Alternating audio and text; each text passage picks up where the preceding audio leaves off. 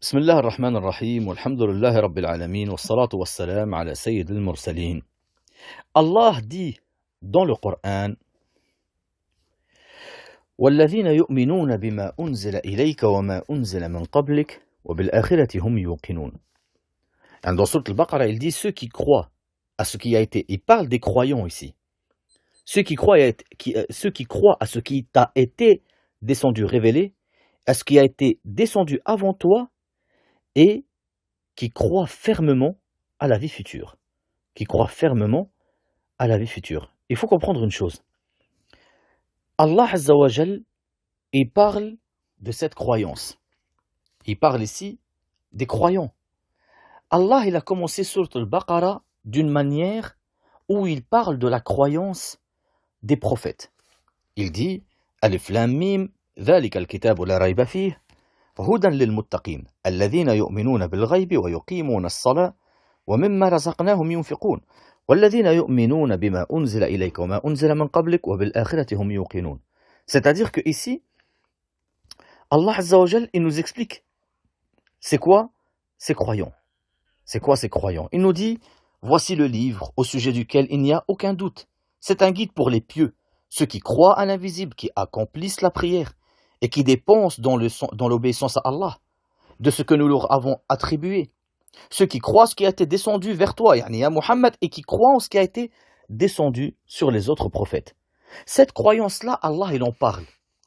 Dans le début de Sourate Al-Baqarah, au milieu de Sourate Al-Baqarah, où il dit قولوا آمنا بالله وما أنزل إلينا وما أنزل إلى إبراهيم وإسماعيل وإسحاق ويعقوب والأسباط وما أوتي موسى وعيسى وما أوتي النبيون من ربهم لا نفرق بين أحد منهم ونحن له مسلمون. Ce qui veut dire ici que Allah Azza wa Jal, il nous dit dites, nous croyons en Allah, en ce qui nous a été révélé, en ce qu'on a fait descendre vers Abraham, Ismaël, Isaac, Jacob et les tribus, en ce qui a été donné à Moïse, à Jésus, en ce qui a été donné aux prophètes venant de leur Seigneur. Nous ne faisons aucune distinction entre eux, c'est-à-dire entre les prophètes, et à lui nous sommes soumis. Et Allah Azza wa Jal nous parle aussi de cette croyance à la fin de Sourate Al-Baqarah, où il dit آمن الرسول بما أنزل إليه من ربه والمؤمنون كل آمن بالله وملائكته وكتبه ورسله لا نفرق بين أحد من رسله وقالوا سمعنا وأطعنا غفرانك ربنا وإليك المصير. Ce qui veut dire le messager d'Allah a cru en ce qu'on a fait descendre vers lui, venant de son Seigneur et aussi des croyants. Tous ont cru en Allah, en ses anges, à ses livres, et en ses messagers, en disant « Nous ne faisons aucune distinction entre ces messagers ». Et ils ont dit « Nous avons entendu et obéi, ô Seigneur, nous implorons ton pardon. C'est vers toi que sera le retour. » C'est-à-dire que Allah nous parle de cette croyance, nous parle de cette croyance qui est descendue sur le prophète Mohammed sallallahu alayhi wa sallam et sur tous les prophètes. Donc, il faut qu'on sache c'est quoi cette croyance. Entre parenthèses, subhanallah, Sourate Al-Baqarah, Allah il a cité dedans les trois types de personnes. Il a été rapporté comme quoi Sourate Al-Baqarah, c'est la première sourate qui est descendue à Médine.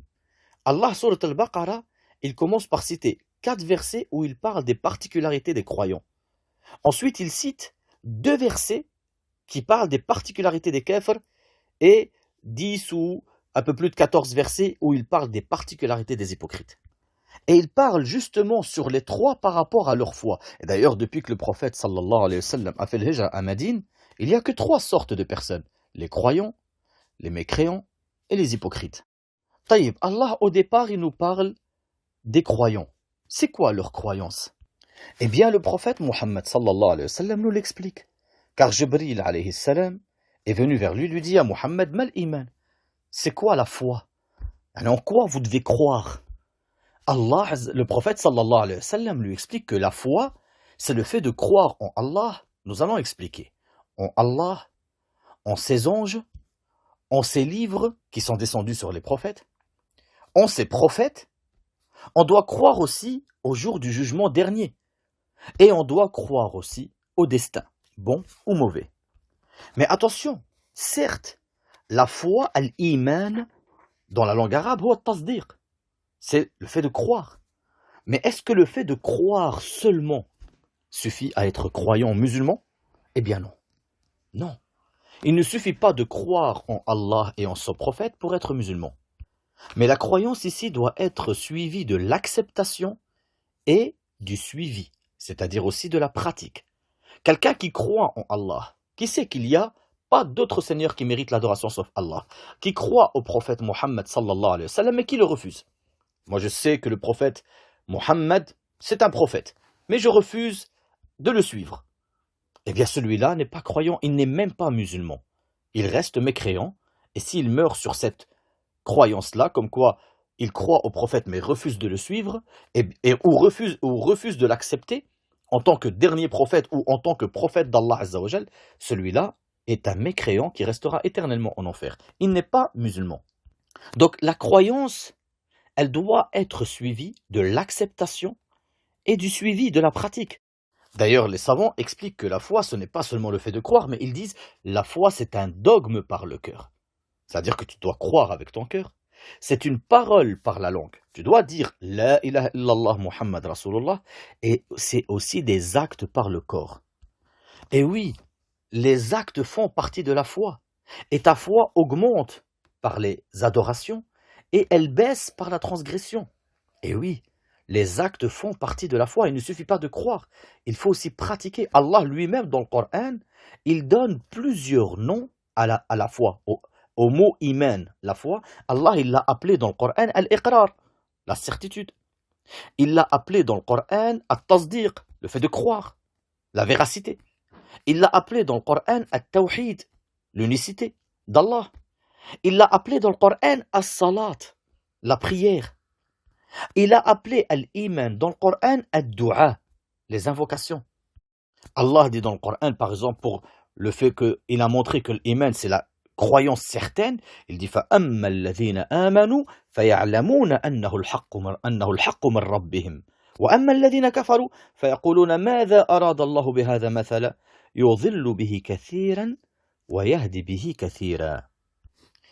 Ce qui veut dire en français, quant aux croyants, ils savent bien qu'il s'agit de la vérité venant de la part de leur Seigneur.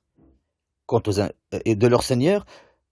infidèles, ils se demandent qu'a voulu dire Allah par tel exemple? Par cela, nombreux sont ceux qui l'égarent et nombreux sont ceux qui le guident. Donc, al-iman ici, il veut dire tasdir. On a dit al-iman aussi, Allah dans le Coran, il lui a donné, il a appelé pour dire que c'est le tawhid, l'unicité d'Allah Azza wa Jal. Quand il dit par exemple, Inna alladhina kafaru yunadawna la maqtullahi akbaru min maqtikum. La maqtullah أكبر من مقتكم أنفسكم إذ تدعون إلى الإيمان فتكفرون. يعني ici ça veut dire إذ تدعون إلى التوحيد إلى كلمة لا إله إلا الله فتكفرون إذ تدعون إلى أن تعبدوا الله وحده فتكفرون. En bref, Allah il dit à ceux qui n'auront pas cru, on proclamera l'aversion d'Allah envers vous est plus grande que votre aversion envers vous-même, lorsque vous étiez appelés à la foi et que vous persistiez dans la mécréance. Qu'est-ce qu'il veut dire par lorsque vous étiez appelés à la foi? C'est-à-dire lorsque vous étiez appelés à n'adorer que Allah seul. Lorsqu'on vous appelait à dire La ilaha illallah. Il a appelé ici at-tawhid iman. On a dit aussi que al-iman, il voulait dire aussi par là as-salat. Quand Allah il dit dans le Coran وَمَا كَانَ اللَّهُ لِيُضِيعَ إِيمَانَكُمْ إِنَّ اللَّهَ بِالنَّاسِ لَرَءُوفٌ رَحِيمٌ. C'est-à-dire que Allah ici, en quelque sorte, il dit et ce n'est pas Allah qui vous fera perdre votre foi. La récompense de votre foi en réalité, car Allah est certes compatissant et miséricordieux pour les hommes. C'est-à-dire que ici, Allah ne vous fera pas perdre votre foi, c'est-à-dire votre prière que vous faisiez avant. C'est-à-dire que le verset, là, en fait, il parle de quand la qibla elle a été changée. Et que les gens ont fait pendant des mois la salat à une autre qibla. Est-ce que la salat qu'on a fait avant que la qibla change, est-ce qu'on en est récompensé? Allah il leur dit, Allah il ne va pas vous faire perdre la récompense de vos prières que vous faisiez avant le changement de la qibla. Et il a appelé ici la prière imanukum, votre foi. Et on a dit aussi que iman, Allah il a appelé ad-du'a iman. comme dans le verset où il dit فَلَوْلَا كَانَتْ قَرْيَةٌ آمَنَتْ فَنَفَعَهَا إِيمَانُهَا إِلَّا قَوْمَ يُونُسَ لَمَّا آمَنُوا كَشَفْنَا عَنْهُمْ عَذَابَ الْخِزْيِ فِي الْحَيَاةِ الدُّنْيَا وَمَتَّعْنَاهُمْ إِلَى حِينٍ. Ce qui veut dire, si seulement il y avait, à part le peuple de Jonas, Yunus, une cité qui a cru, et à qui sa croyance eut ensuite profité. Lorsqu'ils eurent cru, nous leur enlevâmes le châtiment d'ignominie dans la vie présente et leur donnâmes jouissance pour un certain temps. Ici, il dit Lamma amanu, yani ils ont cru et ils ont invoqué Allah Azza wa Jal pour pas qu'il descende sur eux le châtiment. Et le prophète sallallahu alayhi wa sallam nous montre aussi que les actes font partie de la foi. Que les actes font partie de la foi, que la foi c'est aussi la parole, c'est aussi le cœur. Dans un hadith, le prophète sallallahu alayhi wa sallam, il dit Al-Iman bid'a wa sab'una shu'ba. Yani, ça veut dire entre 73 et 79 branches. Il dit la plus haute branche de l'iman, le fait de dire La ilaha illallah. Donc ici, la parole fait partie de la foi. On doit dire La ilaha illallah. Il dit le degré le plus faible de la foi, c'est le fait de enlever quelque chose de gênant de la route. Là, c'est un acte. Cet acte-là fait partie de la foi. Et il dit wal haya min al iman. La timidité fait partie de la foi. La timidité, c'est quelque chose dans ton cœur, personne ne peut le voir. Donc la foi, elle est par le cœur, par la langue et par les actes. Et il y a aussi l'acte du cœur, attention. Le cœur, ce n'est pas seulement le dogme du cœur qui fait partie de la foi. Il y a aussi l'acte du cœur. L'acte du cœur, comme le fait par exemple la crainte, craindre Allah, c'est un acte. Le dogme du cœur, c'est le fait de croire qu'il n'y a pas d'autre Seigneur qui mérite l'adoration d'Allah. Et l'acte du cœur, c'est par exemple avoir peur d'Allah, craindre Allah, aimer Allah, aimer le prophète, aimer les sahaba. Aimer les sahaba fait partie de la foi, contrairement à ceux qui insultent les sahaba. Eh bien, sachez que aimer les sahaba fait partie de la foi. Car le prophète sallallahu alayhi wa sallam a dit Ayatul iman hubbul ansar wa ayatul nifaq bughdul ansar. Le fait un des signes de la foi, le fait de aimer l'Ansar, les Sahaba qui vivent à Médine. Et un des signes de l'hypocrisie, c'est le fait de les détester. Nous allons nous arrêter là pour ce premier cours. Mais sachez que ce verset-là, où Allah il dit وَالَّذِينَ آمَنُوا بِمَا أُنزِلَ إِلَيْكَ وَمَا أُنزِلَ مِن قَبْلِكَ وَبِالْآخِرَةِ هُمْ يُوقِنُونَ. Yani, ceux qui croient en ce qui est descendu sur toi, ya Muhammad, ainsi qu'en ce qui est descendu sur les prophètes avant toi. Et ils ont une croyance certaine du jour du jugement. On va y passer 2-3 cours encore. Parce que Allah, il nous donne la réponse. Il nous donne qu'est-ce qu'ils ont comme récompense. Il dit Ulaika ala hudan min rabbihim. Ceux-là, ils sont sur la guidance de leur Seigneur. Wa ulaika humul muflihun. Et c'est ceux-là qui seront les vainqueurs. Donc, on doit savoir qu'est-ce qui est descendu sur le prophète sallallahu alayhi wa sallam. C'est quoi la croyance? Alladhina amanu bima unzila ilayk. Pourquoi Allah, il dit en ce qui est descendu sur toi? Qu'est-ce qui est descendu sur le prophète? Ça sera notre prochain cours. Qu'est-ce qui est descendu sur les prophètes avant nous? Qui sont ces prophètes avant nous? Eh bien, ça sera aussi les cours d'après, bi'idhnillah. On doit savoir, on doit croire. Sachez une chose. Il a été rapporté dans Sahih Muslim que d'après Abi Sa'id al-Khudri radiyallahu anhu arda, le prophète sallallahu alayhi wa sallam a dit Inna ahla al-jannah la yatara'awna ahla al-ghuraf min fawqihim kama yatara'awna al-kawkab ad-durri. الغريب من الأفق من المشرق والمغرب. يعني en bref, الدري الكوكب العظيم. Le prophète sallallahu alayhi wa sallam il nous dit qu'il va y avoir des gens au paradis et ils vont voir des gens placés plus haut que eux au paradis. Ils vont voir leur palais dans le ciel comme des étoiles énormes dans le ciel. Leur palais, il sera bien haut, en haut des gens du paradis encore. Il y a les gens du paradis et eux ils seront encore plus hauts. Ils seront au paradis mais ils seront à un degré très très haut au paradis.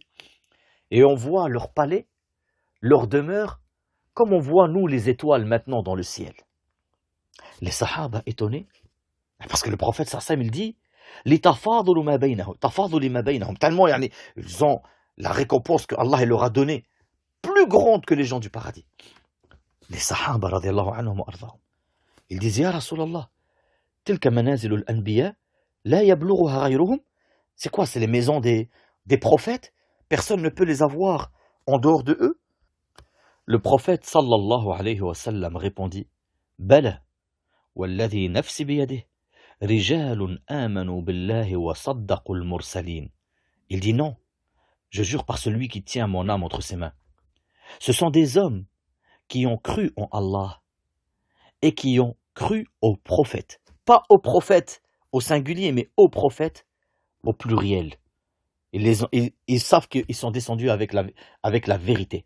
Ils ont cru en Allah et ils ont eu cette foi en Allah et ils ont cru aux prophètes. Par conséquent, on doit étudier, connaître, savoir qu'est-ce qui est descendu sur ces prophètes. C'est quoi cette foi en Allah? Qu'est-ce qui est descendu sur ces prophètes? Peut-être, Allah Azza wa Jal vous mettra parmi ces gens qui ont cru au Allah et qui ont cru au prophète le jour de jugement, haut placé au paradis.